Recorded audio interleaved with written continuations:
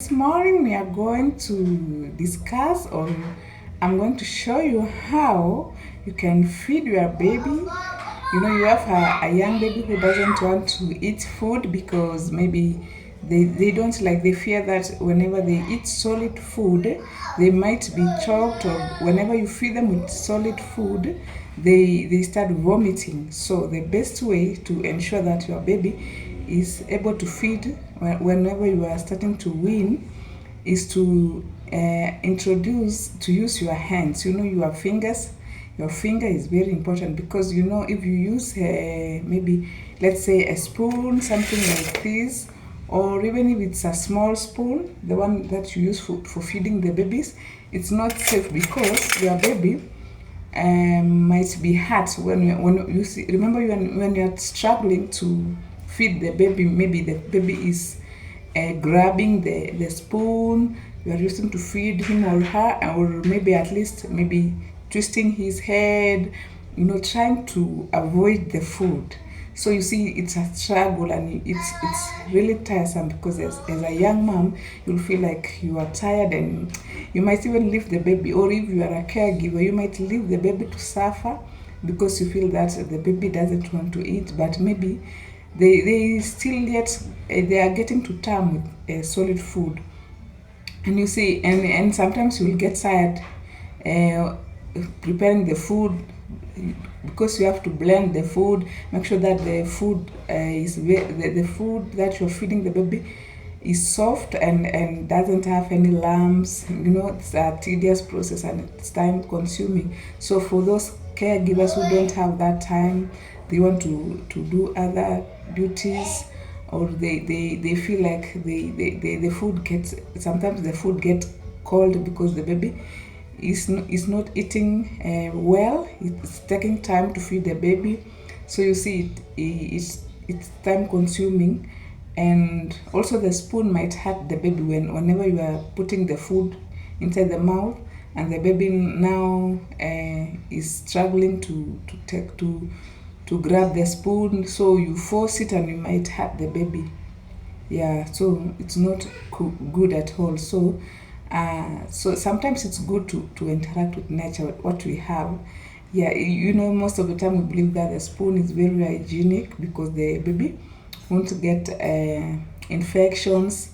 But you see, it's very good to use your hands. You wash your hands thoroughly after you've prepared the food. Maybe you use a spoon to mash the food, whether it's the potatoes, or maybe ugali, or this any of the solid food, or pumpkin that you have mashed.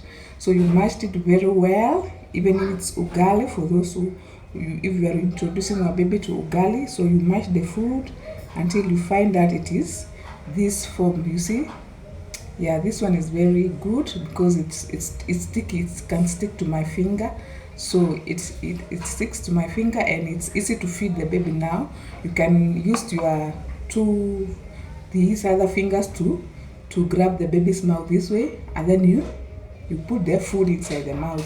So at least you will make sure you stick the food inside the or you put it on the tongue, or yes, mostly on the tongue, so that it will be easier to swallow.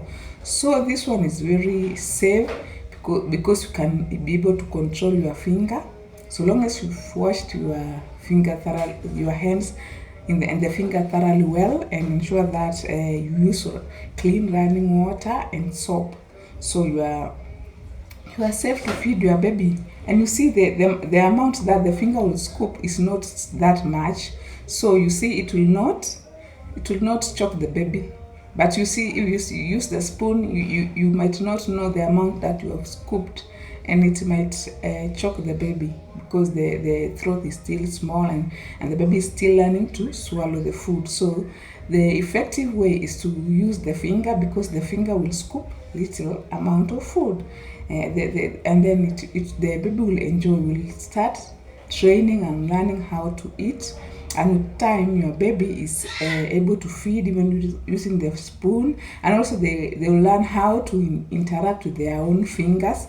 They will soon know that you have to use the food. So whenever the baby wants to feed herself, after you have maybe fed the baby, you can give her the remaining food so that she can play with it and interact with the food, because this is an environment where the baby is learning, the baby is growing to know and to interact with whatever is available. So the baby is able to feed himself or herself maybe in a year's time. Within a year, you will not be having a lot of time, or you will not be wasting your time feeding the baby. The baby will be able to feed herself or himself. You just prepare the food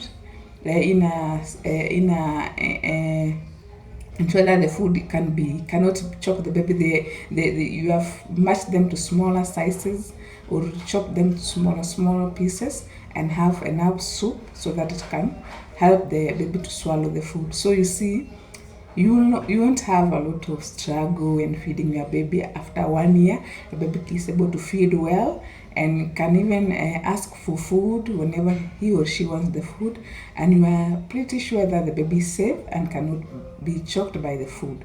So it is very important that you start training your child to feed himself or herself from 7 months old.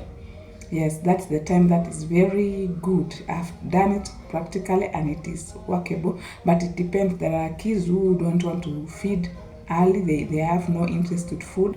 But whenever you see those signs that the baby wants to grab things and start learning, so don't limit them, just give them the food. Don't be like, I don't want my baby to get dirty. No, that is the process of learning to eat. So it is very important that you train them to eat slowly, and they will learn to be independent with time. Yeah, instead of struggling to feed a 2-year-old baby, it's so tiring. You have to, maybe sometimes you find the moms have to hide themselves for the baby to be fed, because whenever the mom is around, the baby doesn't want to eat. So it's the earlier you start the feeding program, the better, because it will solve many problems. It will ensure that you are in a position to interact freely with your kid. Whenever you are on a table, you are eating your food and the baby has they can eat, or even if you are going to eat from one plate, because most babies prefer to eat where the adults are eating, because they feel like, why am I being given a separate food servings and the rest are eating differently. So you see, with time, you'll have to learn to balance the food, the meals, to ensure that whatever you have in your plate is what the baby has, to enable them to to learn to eat with people and learn table manners. So your kid with time is independent, can eat with people, and understand that this is my plate, this is my serving, I can eat this, the portion that I am able to eat. So it will be very easier for you to control the feeding of your baby, and you will have a good time. You will not be stressing anytime. Like, you don't have to go and hide yourself whenever you want your baby to feed. You see, it will be very simple and it's that easy. So start learning early and introduce different variety of foods, so that the baby is not choosy. They know when they are still young, like 1 year of age, they can eat anything, so long as it doesn't affect them. So because during that time you have understood the food that will cause eczema, because there are food that whenever the baby eats, you will start having rashes, they are round the rashes form something like a circle this way. So you might think they are ringworms, but they aren't ringworms. Most dermatologists will encourage that you observe the food that your baby is eating, so that you save your baby from having the skin challenges, the eczema challenges. So you ensure that all the time the food you give to your baby is not, he or she will not react to the food. And then maybe when you are preparing the porridge, you are advised to use maybe 2 or 3 kinds of cereals, and also ensure that the protein level is controlled, because if you introduce a lot of protein in the food, for example the plant proteins, or maybe there is this omena or fish, so you see what your baby likes. The omena is the daga, so you see what the baby likes, whether she likes omena or the fish, because they provide a source of calcium, so you balance the diet and your baby will be soon healthy, will be celebrating, you will be enjoying the journey. Yes. So thank you, and let's have your comments about your feeding, the feeding program that you have given to your kids. Don't forget to comment on the comment section and subscribe to this channel, so that we will be able to learn more about baby weaning, baby feeding steps. What have you encountered when you are feeding? Because your kids cannot be the same. They are different. They will never be the same. So you find this one, maybe the girl is so slow in eating, the boy is faster. So such things, you will be able to experience them. Thank you.